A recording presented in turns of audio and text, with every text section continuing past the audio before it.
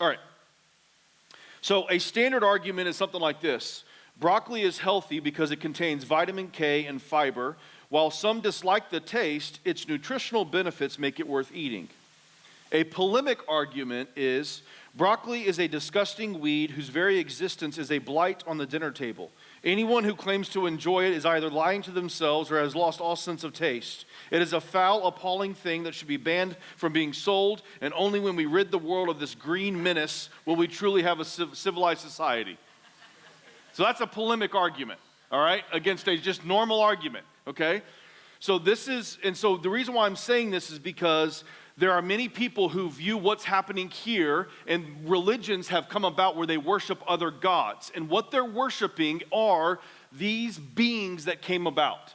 Zeus and the Titans and mythology, all those things came about from people taking something that is true that happened and turning it into a good thing.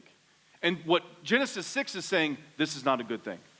This is actually a horrible thing, and we're going to see why it's horrible here in a second. Does that make sense? All right.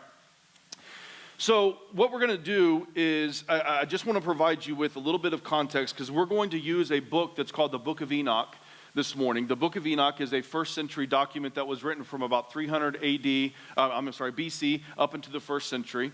And what it does is it provides us with an idea of what took place in a little bit more depth than what's happening here in Genesis chapter 6, okay? It is not inspired.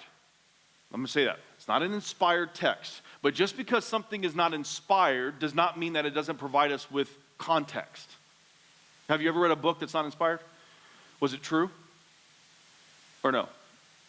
Yes, of course. Okay, so that's what we're doing, okay? So I want y'all to understand. We're not using this as a way of saying this is the Bible. It's not the Bible. But what it is it provides us with an understanding of what did the New Testament writers have in their mind while they were writing the New Testament.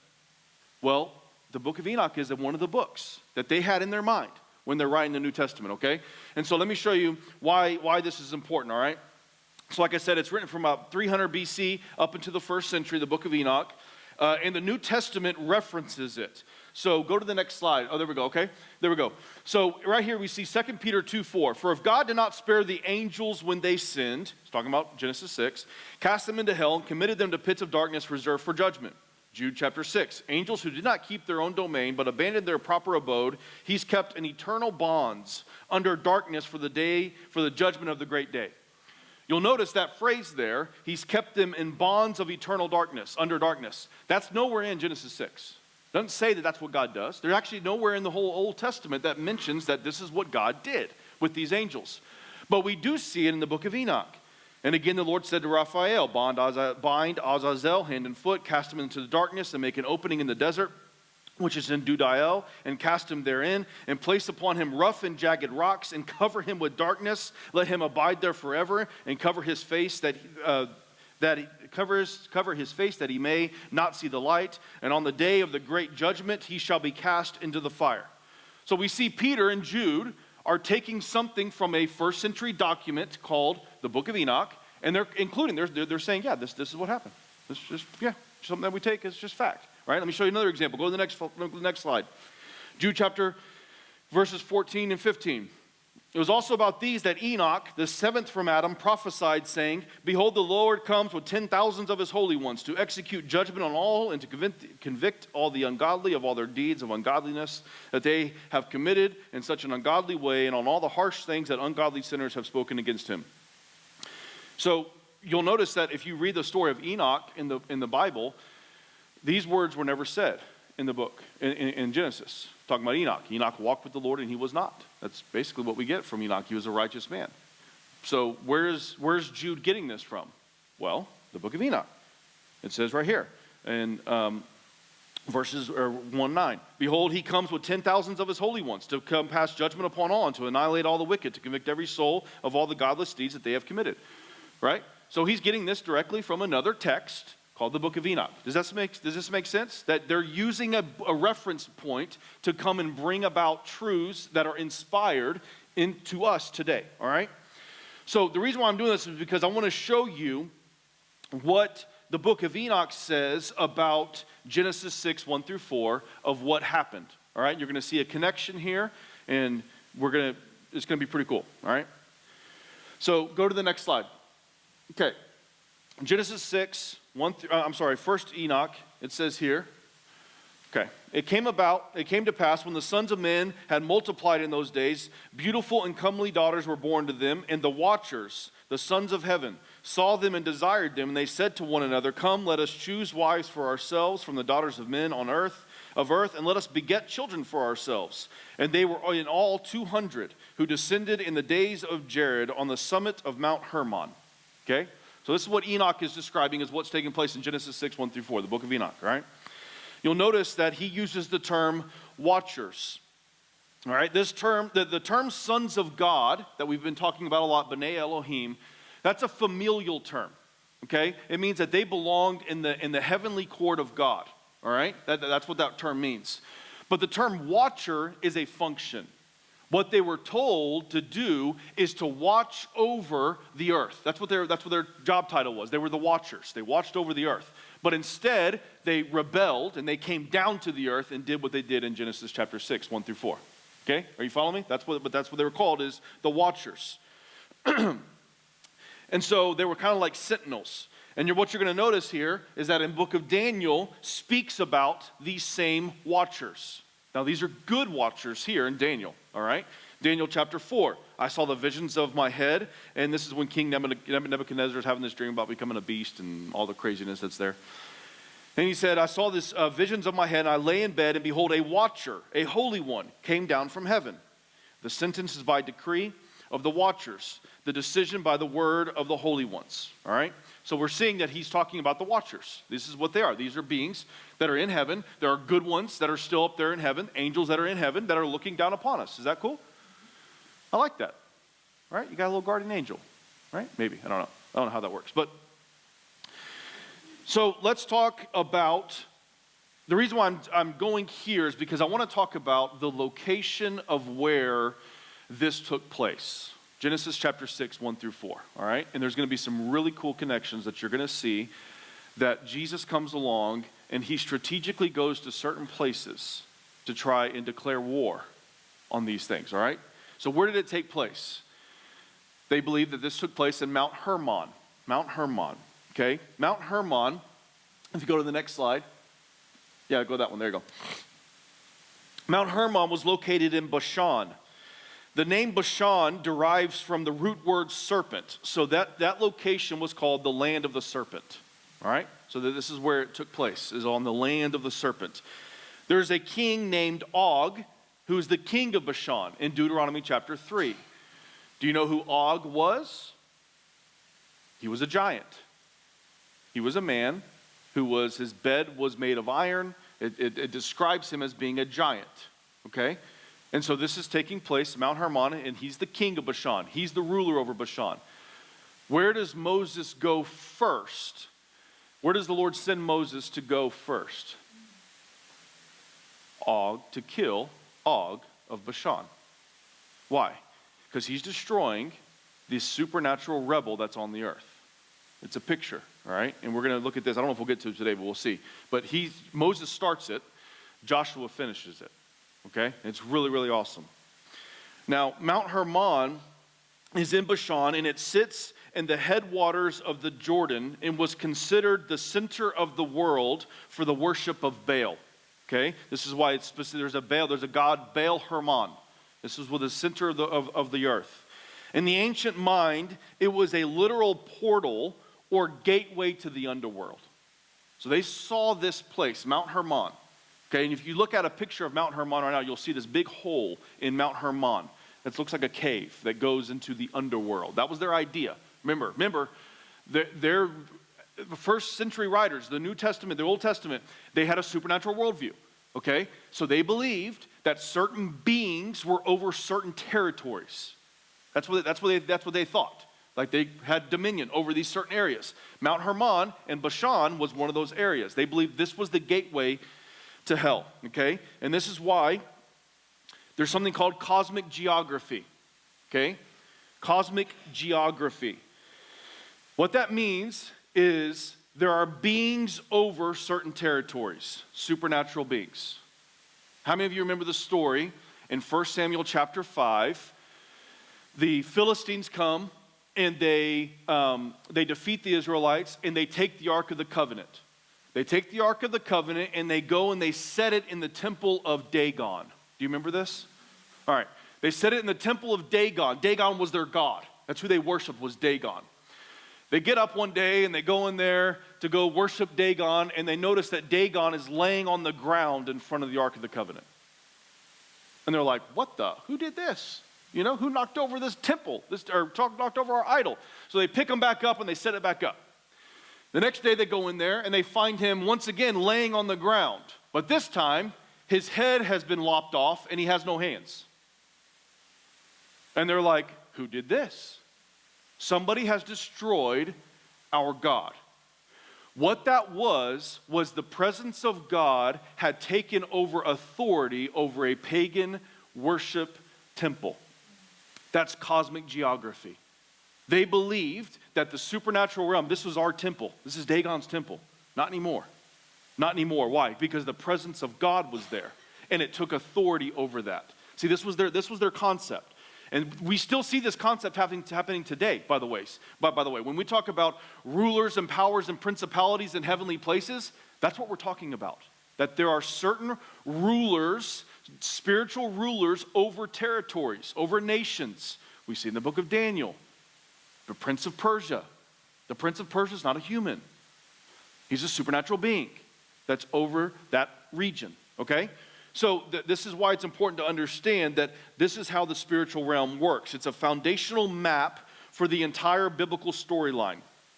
If we don't understand this cosmic geography, we cannot fully understand the mission of Jesus, and we cannot see the glory of Jesus' mission without it. Because he does certain things and says certain things in certain territories for a specific purpose. Because he came to declare war on the kingdom of darkness. He didn't just declare war, he won the war, right? Okay, all right. So we see this in Matthew chapter 17. Jesus' transfiguration took place on Mount Hermon. Now, there was a later tradition that came along that said that Jesus' transfiguration took place on Mount Tabor. But the problem is that makes no sense because that's 40 miles south of where he is in Caesarea Philippi. That mountain. So to get 40 miles is not, you're not going to get 40 miles in that distance. So most people believe, this was the view, that Jesus' Mount of Transfiguration, it took place on Mount Hermon. So the Transfiguration was a demonstration of the glory and majesty of Jesus as God, but it was also a war move. Jesus stood on the enemy's turf, the very site of the Watchers' rebellion, these sons of God that came down, to announce the arrival of his kingdom and his authority over all the powers of darkness.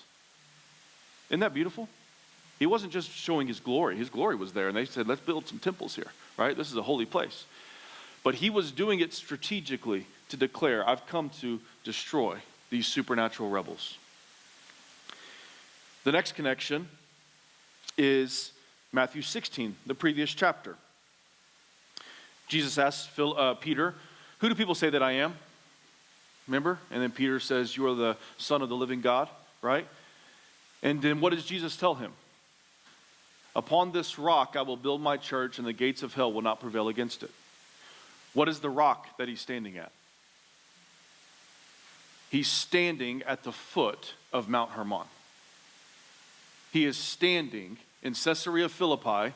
This is where he's standing. When he declares, upon this rock, the portal into the underworld. This is what they believed, right? That's what they thought. This is the gateway to hell. This mountain was the gateway to hell. Jesus is standing at the gateway of hell and declaring, upon this rock I'll build my church. And the gates of hell, right here, y'all see it. Y'all know what this is. The gates of hell will not prevail against me, against my church. Isn't that awesome? That's awesome. This is so cool. You know, like this is why when you study this stuff, the Bible comes alive. And you start to realize, oh my gosh, there really is some supernatural stuff happening in this world, you know? But this is so cool that Jesus came to destroy the works of the devil. He did it by everything that he did, okay? Now, What is the result of this supernatural rebellion that took place in Genesis chapter 6? What happened because of this? Okay? And this is going to be probably, hopefully it's interesting to you. It's interesting to me. So we'll see. But verse 5 of Genesis chapter 6, go to the next slide. It says this: you don't want to disconnect the first 4 verses, as cool and weird as they are, from the 5th verse. Because the 5th verse comes about because of the previous 4 verses. Okay? All right. And it says, the Lord saw the wickedness of man was great in the earth, and that every intention of the thoughts of the heart was only evil continuously. Okay? So there's this wickedness everywhere. Why? Because it's not just humans. They have now this acceleration of wickedness that has just happened because supernatural rebels have come down, and they are going to then begin to teach and instruct humankind how to accelerate their wicked acts. Okay? We look at first Enoch chapter 10. Heal the earth which the angels have corrupted, and proclaim the healing of the earth, that they may heal the plague, and that all the children of men may not perish through all the secret things that the watchers have disclosed and have taught their sons. And the whole earth has been corrupted through the works that were taught by Azazel. So what did the acceleration here look like of this wickedness on the earth? What did these supernatural rebels teach the people of the earth whenever they came down? Well, we saw here, it says they taught secret things. But then look at Enoch chapter 7, 1 and 2, and then Enoch 8 will give us a description of what these beings did when they came down, all right? Go to the next slide. They taught them charms and enchantments and the cutting of roots, and made them acquainted with plants. Azazel taught men to make swords and knives and shields and breastplates, and made known to them the metals of the earth and the art of working them, and bracelets and ornaments, and the use of antimony, and the beautifying of the eyelids, and all kinds of costly stones, and all coloring tinctures. And there arose much godlessness, and they committed fornication. They were led astray and became corrupt in all their ways. Now it's going to list certain one of these, what they said were certain names of these different beings that came down. Simjaza taught enchantments and root cuttings. Armoros, the resolving of enchantments. Baraquil taught astrology. Kokabel, the constellations. Ezequiel, the knowledge of the clouds. Eriquil, the signs of the earth. Shamasil, the signs of the sun. And Serial, the course of the moon. And as men perished, they cried, and their cry went up to heaven. So, you following me? Let's stop here for a second. Let's just talk. What do you think? Just think for a second. Where did witchcraft come from? And who learned to do it? Did you one day just walk and stumble over a root and figure out that you can cause an enchantment to happen? No, of course not. That doesn't happen. They were taught. This is how the kingdom of darkness came and corrupted mankind. They took the sin of mankind and they accelerated it. How many of you have felt that in your own life with spiritual warfare? We don't need demonic influence to sin. We don't need it. But if you get it, you can accelerate it, right? Think about that. Look at the world we live in today. The world we live in today is accelerating wickedness because of the sin of man, but because of spiritual influences. And this is what we're seeing here. And so when the corruption came onto the earth, these beings came down and began to instruct them how to kill each other better. Let's make some swords and how to protect yourself. Let's go kill everybody. Just wickedness, right? What does it say the Lord destroyed the earth because of? Violence. Violence was on the earth. Yeah, it was. And we can be violent without a spiritual influence, but you give yourself a spiritual influence and you begin to have this power where you think, I can't die. I can do anything I want. Man, you could do some real evil wickedness, can't you? See, I'm trying to paint you a picture of how wicked this rebellion is here, okay?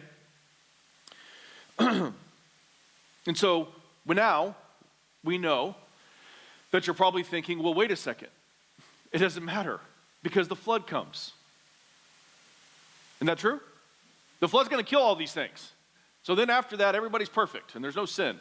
Well, we don't see that, right? We see the opposite, Noah gets drunk and his son looks upon him and he curses his son. I mean, they still had sin, right? So we don't blame the demons for your sin, right? We can still do bad things, okay?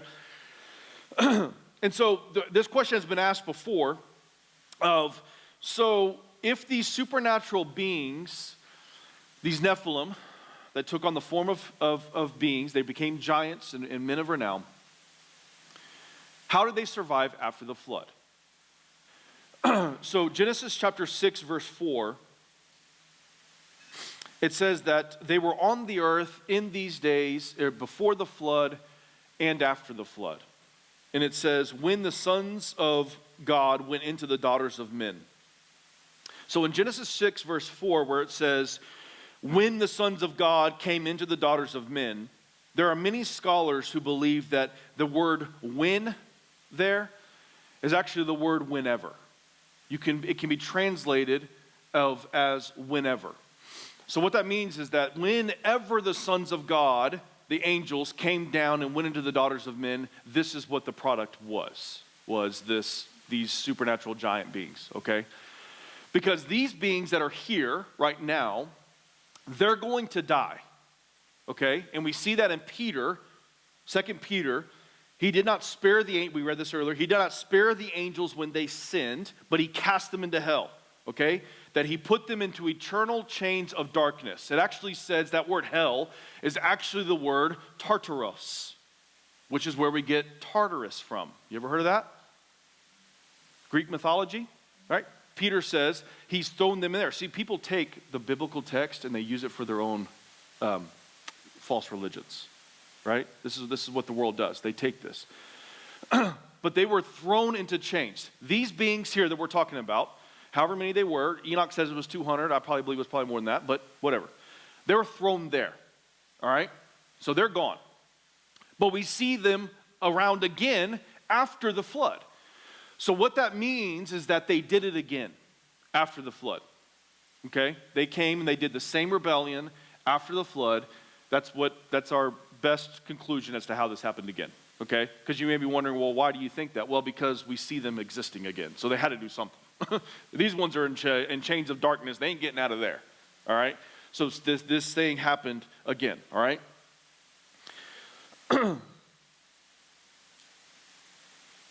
Okay, go to the next slide. Okay, so what is God's solution for these beings that existed again after the flood? What is God's plan? Utter destruction. He's going to destroy these supernatural beings, okay? And we're going to see, beginning in Deuteronomy chapter 3, the Lord is going to send Moses to go and destroy this first one in Deuteronomy 3:1. For only Og, the king of Bashan, was left of the remnant of the Rephaim. Behold, his bed was a bed of iron. Is it not in Rabbah of the Ammonites? 9 cubits was its length, 4 cubits its breadth, according to the common cubit. The word Rephaim is another giant clan that is mentioned even more than the Nephilim throughout the Old Testament. So that's a term that's given to these giant. It's a giant clan, the Rephaim.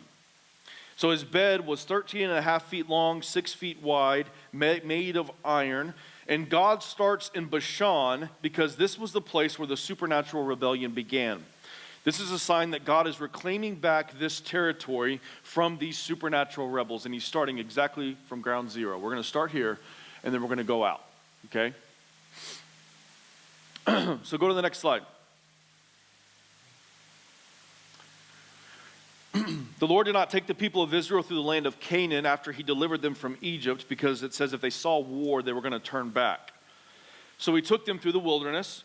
But by the time Joshua has taken over as leader from Moses, the people are ready to cross over into the land of Canaan. These Rephaim, these giants, the Nephilim, are said to have resided in the hill country. Okay? They lived in the land of Canaan is where they were. That's where they lived. That was their main place. If you remember in Numbers chapter 13, they send the spies out into the land to go spy out the land, and they come back and they say, the land through which we have gone to spy out is a land that devours its inhabitants, and all the people that we saw in it are of great height. And there we saw the Nephilim, the sons of Anak, who come from the Nephilim.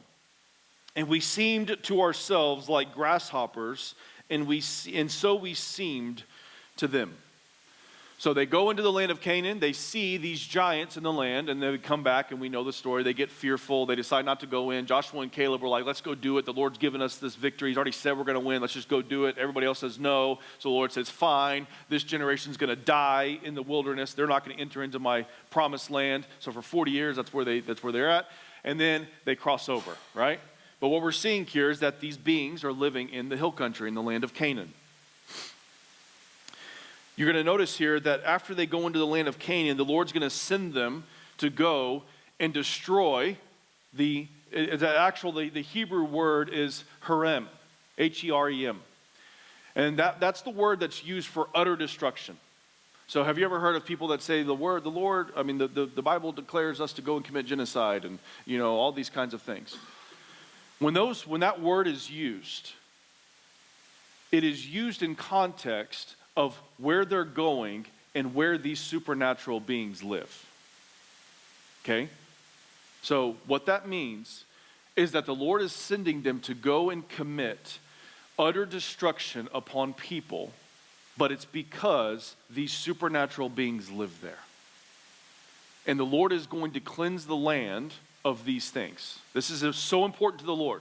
He's like, no, we're not doing this. This is a supernatural rebellion. We're not doing this. Okay? And so this is why they're going into this land. And so Joshua, at the end of his life, after he's giving a summary, not the end of his life, but he's giving a summary of the success that they've had of cleansing the land and taking the land and the promised land, the land of Canaan. And I want you to notice what he says here in Joshua chapter 11. Joshua came at that time, and he cut off the Anakim from the hill country. Anakim, it's another giant clan. From Hebron, from Debir, from Anab, and from all the hill country of Judah, and from all the hill country of Israel. Joshua devoted them to destruction with their cities. There was none of the Anakim left in the land of the people of Israel. Only in Gaza, in Gath, and in Ashdod did some remain. So Joshua's giving a update. Like, hey, I'm going to give you an update of what we did, all right, and how we've been successful. And what he's saying is success is the fact that the Anakim have been destroyed. Not the people of the land. Why is he talking about the success that he has, and it's only pertaining to the destruction of supernatural beings? Because the Lord sent him strategically to go and cleanse the land of these supernatural rebels that were destroying mankind. The Lord sent him and said, you're going to go into this land and you're going to destroy them all and move them out of the land. They do not belong here. This is your territory. This is your land. This will be my people's land. You see? And this is why Joshua went and he did this and took care of them this way. But you'll notice that it says, except there was one in Gath that did remain. Anybody know why Gath is important? Huh? Saul, okay. Yeah. Why else? Who's a prominent biblical figure that we love the story that came from Gath? No. Goliath. So there's one that remains, and his name's Goliath. Remember, Joshua said there's still some that remain in Gath, But the Lord's not done, is he? Because who does he send to take care of Goliath of Gath? And by the way, Goliath has brothers too, doesn't he? Right? And we see that. In 1 Samuel 17:4, there came out from the camp of the Philistines a champion named Goliath of Gath, whose height was 6 cubits and a span. And in 2 Samuel 21, it describes that Goliath's brothers as being giants that were also destroyed by David. So this is a beautiful, beautiful picture. that they did the work they were meant to do of destroying. Joshua and the people of Israel went out and cleansed the land of these supernatural beings that lived in the land, these giants in the land. But then comes along David, this messianic figure. Well, first off, Joshua's kind of a messianic figure too, right? I mean, his name is Yeshua. That's kind of cool, right? Oh, interesting. But then David comes along, from whom the messianic line comes, and he destroys the last remaining giant that was living in the land, and he destroys him, showing us a picture of what Christ is going to come and do, that he's going to come and bring an utter destruction to the power of Satan and the kingdom of darkness through the advancement of the kingdom of God, right? Isn't that cool? That's awesome. Y'all like this? I don't know, I like it. You ain't got to like it. This stuff gets me excited because stuff just comes alive. The word is living and active, is it not? Yeah, so that's why we dive into it. We study it. What time is it? 9:40? Okay, good. So let's just open it up here for a second. Next week, I don't want to get into this today because y'all are just going to not want to stop with it. And I need to provide some stuff for you to see before we do it. And so we're going to talk about demons next week, all right? What a first century Jewish person thought about demons, okay, and where they came from. So next week, all right? So we'll do that. But why don't we open it up real quick? Go ahead. We looked at the, I'm hypothesizing here a bit. Mm-hmm. We looked at these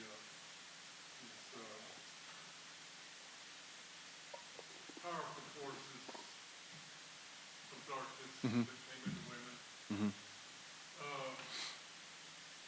We can look at that as the antithesis of the Holy Spirit coming to the Virgin Mary. That's good. Mm-hmm. Then, on top of that, and this is not a hypothesis, and we see Jesus in the Luke version of the Transfiguration, I think I've mentioned this before. He discusses with who was there with him, Moses and Elijah. Elijah. Mm-hmm. He discusses with him his pending death. Mm-hmm. And so we Good. see I didn't put that. Yes. Thank you. on the Mount of Transfiguration. Yes, because and immediately after that, he goes and talks to his disciples about what's going to happen, his impending death. Like he's giving them the strategy. You just saw I've declared war, and here's how I'm going to win the battle. I'm going to win it through death. This is how I'm going to disarm all these rulers and powers and principalities. That's a good point. That was awesome. All right, what else? Anybody? Questions, concerns? They were also wiped out from David, and they were killed. 2 Samuel chapter 21, 15 through 22. So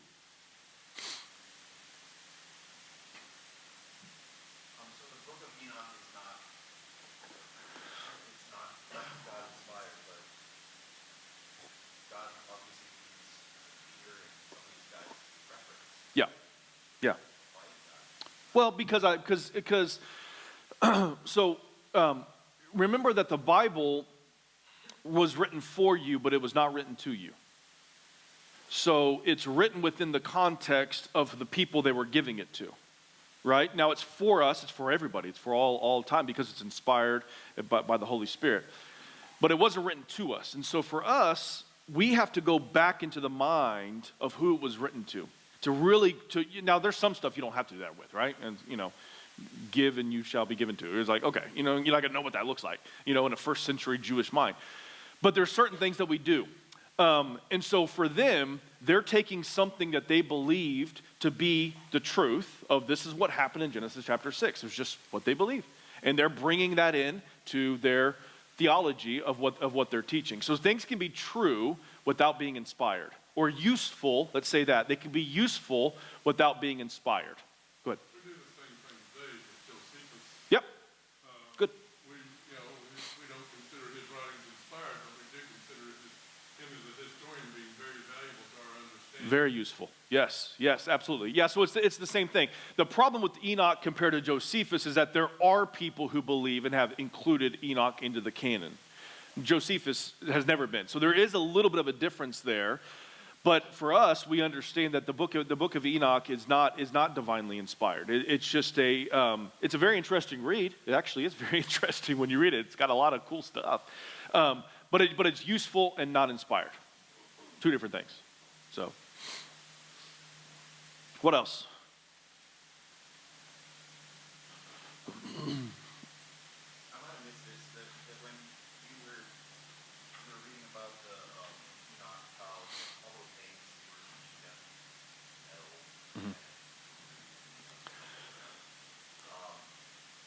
those names that are being referenced, are those like Leaders. Elohim or So as far as Enoch's concerned, those are the heads over, those are the leader watchers, the leading rebellious people. So those are the name, and previously in Enoch it lists out the names of the leaders, basically. So those right there are the leaders that are listed. So that's who those people are, according to Enoch. They were the lead rebellious angels, and they had different things that they taught the humankind. Yeah. They got wiped out in the flood. Yes, yes, yes. Yeah.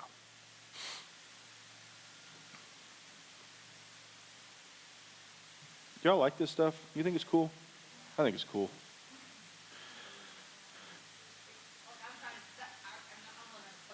Yeah. Well, because yeah. Well, because everything is passed down from generation to generation. And so we see occult practices today, right, of witchcraft and divination. We see deception. We see violence. We see power, people exerting power over the poor and the needy. There's all these things that are happening today that are the product of sinful mankind, but it's being accelerated through the wickedness and the intervention of supernatural beings. And so that's why it's very, very important for us to understand that when we say that things are demonic or that's dark, that it's true, that there are things that are dark. And we should call it out for what it is. And understand that there's an influence behind the scenes, the unseen realm, right? We've talked about this. So for those who don't know, we're getting a lot of this from a book by Michael Heiser called The Unseen Realm. And that's where it's happening. There's this battle that's happening in this unseen realm. We can't see it, spiritual, but it's touching us in those ways today, still.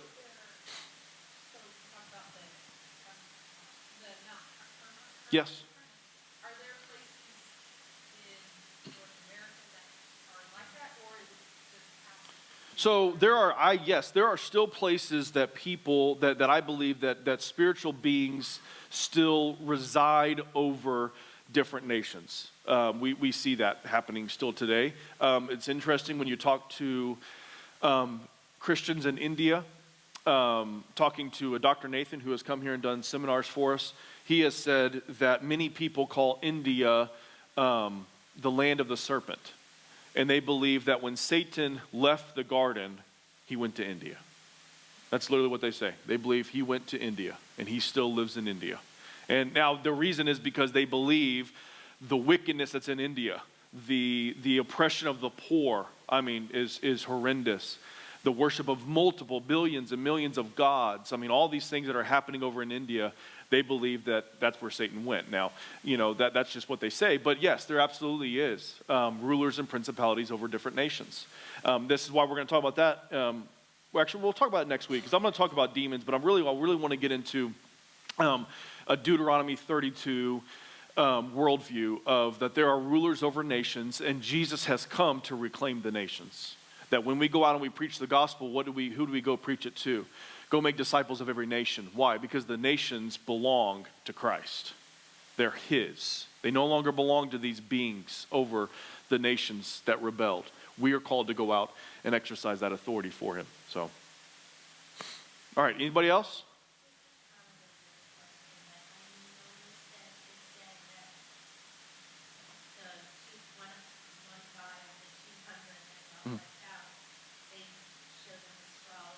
Mm-hmm.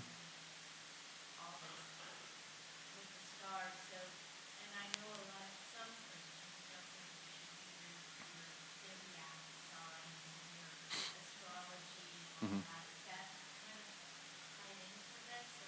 Yeah, so I believe that a lot of those things have demonic roots to them. Yes, absolutely. Does that mean that you're possessed by a demon? No, but you're playing with something that has a spiritual influence with it, and you need to be wise, and you need to, and it's not even really worth it anyways. I mean, the amount of craziness that gets into that world is weird, and so yeah, I believe that a lot of that is definitely. Has demonic roots to it. Absolutely. Because remember, some of the things they taught, you could say, well, that's not evil. But if it's being taught by an evil entity, it is evil. It's not being taught with pure motives. It's being taught with a wicked motive. Use it for this way. Do this so you can do this, right? And there's that fleshly thing that's there. And so, yeah, it's absolutely got demonic roots, yeah. Mm. Mhm.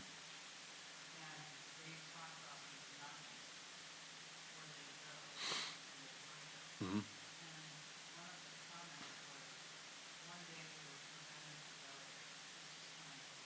Mhm.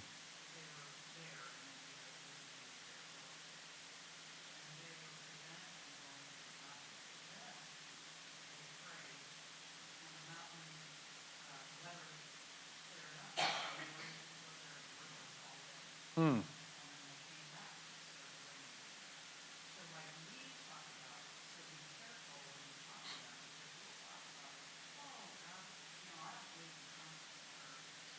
Coincidence. Mhm.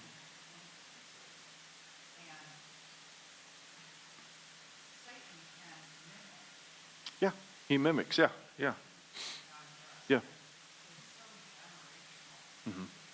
Yeah, absolutely, absolutely. Yeah, yeah. And that we talked about this a couple weeks ago about you mentioned the mountains, and that's all throughout the Old Testament. You worship this God on the high places, the high places, the high places. That's because in their mindset they believe that's where God lived. God lives on the mountain. I can't live on the mountain, but he lives up there, so I get up closer to where he is. That was the way that they thought, And the wilderness, right? We talk about that. The wilderness is the dead place. You don't go to the wilderness. The desert's scary. That's where demons live. That's where the dark Azazel and Satan lives in the wilderness. That was their concept of how they live. So when you read scripture and you realize why they're doing certain things, you'd be like, oh, so they thought there were supernatural beings there, and there probably were. That's the thing. So, all right, guys, let me pray real quick. And we're going to get going. So, Lord, I just thank you, Lord, for your word. It's powerful, it's living, it's active. Lord, I pray that for all of us here, Lord, we would have no fear over the enemy because, Jesus, you came.